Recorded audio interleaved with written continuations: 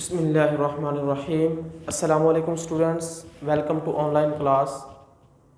Students of fifth class, जो कि आपको मालूम है कि हमने प्रीवियस लेक्चर के अंदर हमने पढ़ा था एलसीएम बाय फैक्टराइजेशन मेथड। ठीक है, फैक्टराइजेशन मेथड से अगर किसी भी नंबर का हम एलसीएम कैसे फाइंड करते हैं, अगर दो या दो से ज़्यादा नंबर्स हैं उसका अगर हमने एलसीएम फाइंड करना है तो हम कैसे फाइंड करते हैं। ठीक है, वो हमने पढ़ा था कि उससे पिछले वाला जो टॉपिक था वो एचसीएफ बाय डिवीजन मेथड था। उससे जो प्रीवियस था वो था एचसीएफ बाय फैक्टराइजेशन मेथड। ठीक है, फैक्टराइजेशन मेथड के अंदर अगर हम जो फैक्टर फाइंड करते हैं, ठीक है, उन फैक्टर्स का जो कॉमन फैक्टर है, ठीक है, कॉमन फैक्टर का जो प्रोडक्ट लेते हैं, मल्टीप्लाई करते हैं कॉमन फैक्टर को, वो हमारे पास आता है एचसीएफ। ठीक है, इसी तरह एलसीएम जो है वो बाय फैक्टराइजेशन मेथड के ज़रिए हम मल्टीपल लेते हैं, common multiple and non common multiple. ठीक है, फैक्टर्स इसको कह सकते हैं common factors and non common factor का जो प्रोडक्ट है, ठीक है, उसे कहते हैं एलसीएम। ठीक है, एलसीएम दूसरा मेथड जो है इसका एलसीएम बाय डिवीजन मेथड।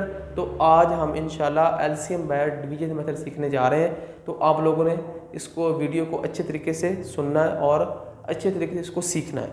ठीक है, कि हम कैसे, अगर हम डिवीजन मेथड से हम कैसे एलसीएम को सॉल्व कर रहे हैं। ठीक है, तो एक्सरसाइज 2.4 की तरफ चलते हैं हम। इसका क्वेश्चन नंबर 1 जो है वो हम सॉल्व करने जा रहे हैं। तो आप लोगों ने बड़े तवज्जो और अटेंशन के साथ बैठ के इसको मतलब देखना है। ठीक है, और इसको समझना भी है। तो आओ हम चलते हैं अपने टॉपिक की तरफ।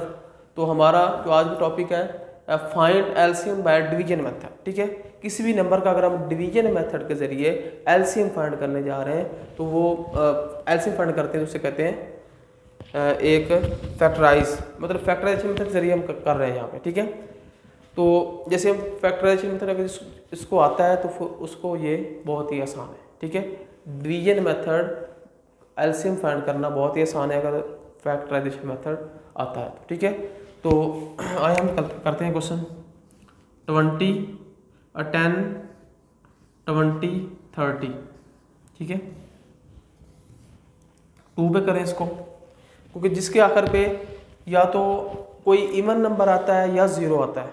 ठीक है, या तो कोई इवन नंबर आता है या ज़ीरो आता है, वो नंबर डिविजिबल बाय 2 है according to divisibility test of 2। ठीक है, डिविजिबिलिटी टेस्ट के मुताबिक अगर किसी भी नंबर के आखिर पे 0 आता है या 2 आता है, 4 आता है, 6 आता है, 8 आता है, मतलब इवन नंबर आते हैं, तो वो डिविजिबल बाय 2 है। ठीक है, तो अब ये आखिर पे 0 0 आ रहा है तो ये तीनों 2 पे डिवाइड हो रहे हैं। ठीक है, 2 5 दा 10, 2 1 दा 2 0 एज इट इज। ठीक है, 2 1 दा 2 1 बच गया, 1 को अगर हम 0 के साथ लिखेंगे कितना बनेगा 10, 2 5 दा 10। ठीक है, इसी तरह इसको हम 2 पे फिर करेंगे क्योंकि ये 10 2 पे डिवाइड हो रहा है। ठीक है, 5 एज इट इज, 2 5 दा 10, अब 15 एज इट इज आ जाएगा। ठीक है, अब इसमें 3 पे कर लें इसको, 5 एज इट इज, ये 5 एज इट इज, ये 3 5 दा 15। ठीक है, अब इसको सबसे बड़े नंबर के ऊपर करने जा रहे हैं 5 के ऊपर। ये तीनों 5 पे डिवाइड हो रहे हैं। ठीक है, 5 1 दा 5, 5 1 दा 5 और 5 1 दा 5। ठीक है, एलसीएम फाइंड करते वक्त इस बात का भी ख्याल रखना है आप लोगों ने कि यहाँ पे 1 1 भी आना चाहिए। ठीक है, जब 1 1 आएगा नीचे पूरा पूरा डिवाइड होगा तो ये जो फैक्टर्स हैं इनको मल्टीप्लाई कर देंगे तो हमारा एलसीएम आ जाएगा। ठीक है, एलसीएम लिखेंगे, एलसीएम क्या है, द प्रोडक्ट ऑफ, मतलब जो फैक्टर्स है, ठीक है, इनका प्रोडक्ट है।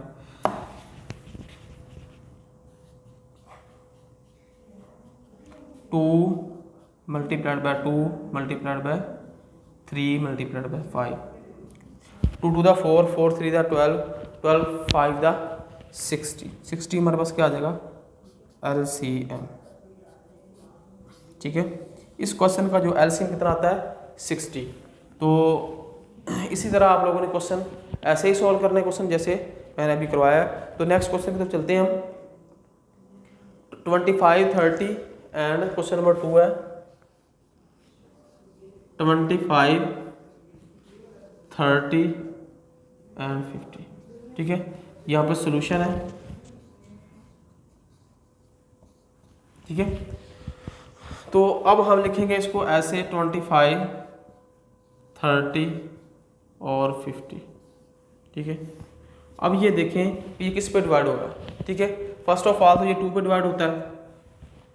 25 2 पे नहीं होता, उसको हम एज जो डिवाइड नहीं हो रहा, किस जो हम नंबर ले रहे हैं उसको डिवाइड नहीं हो रहा, तो उसको हम ऐसे लिख देंगे। ठीक है, तो 2 2 द 4, ये 2 1 द 2, 1 बच गया, 2 5 द 10। ठीक है, 2 2 द 4, ठीक है, 1 बच गया, 0 के साथ लिखेंगे कितना बनेगा 10, 2 5 द 10। ठीक है, अब इसको करेंगे 3 के ऊपर, 25 को एज इट इज लिखेंगे। ठीक है, अब यहाँ पे 5 25। ठीक है, अब यहाँ पे हमारे पास कितना बनेगा 5 पे करेंगे इसको। ठीक है, 5 5 5 द 25, 5 1 द 5 और 5 5 द 25। ठीक है, फिर इसको 5 पे कर लें। ठीक है, 5 पे करें इसको, 5 1 द 5, 1 एज इट इज और 5 1 द 5। ठीक है, अब ये नीचे 1 1 आता है तो हमारा एलसीएम क्या आ जाएगा, इसका प्रोडक्ट आता है एलसीएम। अब 2 multiplied by 3 multiplied by 5 multiplied by 5। ठीक है, तो इसको जब मल्टीप्लाई करेंगे तो क्या आंसर आता है, 2 3 द 6, 2 3 द 6, 5 द 30, 35 द 30 को 5 से मल्टीप्लाई करें तो कितना बनेगा 150। ठीक है, तो हमारा एलसीएम क्या आ जाएगा 150 अकॉर्डिंग टू गिवन कंडीशन। वो हमने क्वेश्चन सॉल्व कर लिया है कि अगर हम हमें वैल्यूज़ दी गई हो तो उसका हमने एलसीएम कैसे फाइंड करना है। ठीक है, तो इसी तरह बच्चों आप लोगों ने ये क्वेश्चन सॉल्व करने, एक हम क्वेश्चन करवाने जा रहा हूँ जो वेरी इंपॉर्टेंट क्वेश्चन है और आप लोगों ने गौर से उसको समझना है। और अगर आता है यहाँ पे 3 वैल्यूज़ है ना, अगर वैल्यूज़ आती है 4, ठीक है, 4 वैल्यूज़ आ जाती हैं तो उसको हमने कैसे सॉल्व करना है।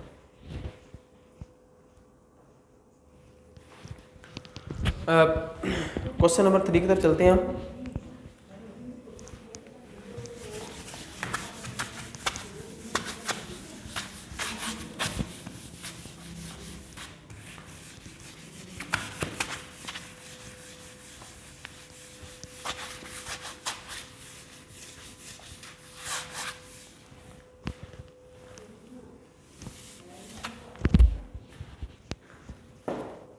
Twenty 30 50 and 60।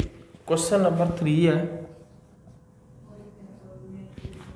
20 30 50 60। अब देखिए पहले हमारे पास 3 वैल्यूज़ थी, अब हमारे पास 4 वैल्यूज़ आ गई। ठीक है, अब 4 वैल्यूज़ अगर हमें दी गई हों तो उसका हमने एलसीएम कैसे फाइंड करना है वो हम सीखने जा रहे हैं। ठीक है, तो आप लोगों ने इसको गौर से समझें। इसको सबसे पहले लिखें 20, उसके बाद 30 50 60, फिर ये लाइन लगाए ऐसे। ठीक है, फिर ये लाइन ऐसे। ठीक है, लग गई।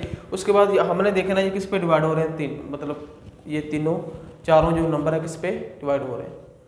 ठीक है, अब इसको करेंगे 2 के ऊपर, 2 1 द 2, 0 आ जाएगा। ठीक है, 2 1 द 2, 1 बच गया, 1 को अगर हम 0 के साथ लिखें तो 10 बनेगा, 2 5 द 10, 2 2 द 4, 1 बच गया। ठीक है, 1 को 0 के साथ लिखेंगे कितना बनेगा 10, 2 5 द 10, 2 3 द 6 और 0 एज इट इज आ जाए। ठीक है, 2 पे करें, 2 5 द 10। ठीक है, 15 2 के ऊपर नहीं जाता ऐसे लिख लेंगे, 25 नहीं जाता ऐसे लिख लेंगे, और यहाँ पे 30 है, टू वन दा 2, 1 बच गया, 0 के साथ लेकर कितना बनेगा 15, तो 10 बनेगा, 2 5 दा 15। ठीक है, अब इसको करेंगे 3 पे, 5 एज इट इज़, 3 5 दा 15, 25 एज इट इज़, 3 5 दा 15। ठीक है, अब ये 5 है, ये भी 5 है, ये भी 5 है और ये भी 5 है, ये तीनों किस में डिवाइड हो रहे हैं 5 के ऊपर। ठीक है, 5 1 दा 5, 5 1 दा 5 और 5 5 दा 25 और 5 1 दा 5। ठीक है, अब ये 5 उस वक्त तक हमें इसको सॉल्व करते रहना है जब तक ये नीचे सारे 1 1 नहीं आ जाते। ठीक है, तो अभी जो है 5 भी फिर कर लेंगे इसको, 1 as it is, 1 as it is, 5 1 दा 5 और ये 1। ठीक है, अब ये हमारे पास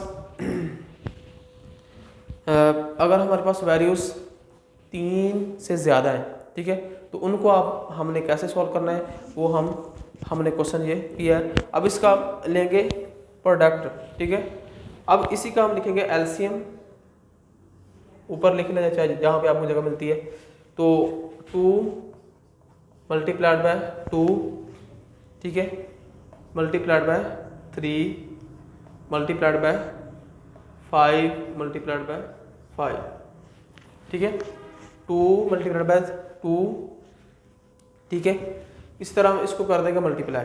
ठीक है, जब मल्टीप्लाई हम इसको करेंगे तो 2 2 दा 4, 4 3 दा 12, 12 5 दा 12 5 दा 60, 60 को 5 से मल्टीप्लाई करें कितना आएगा 300।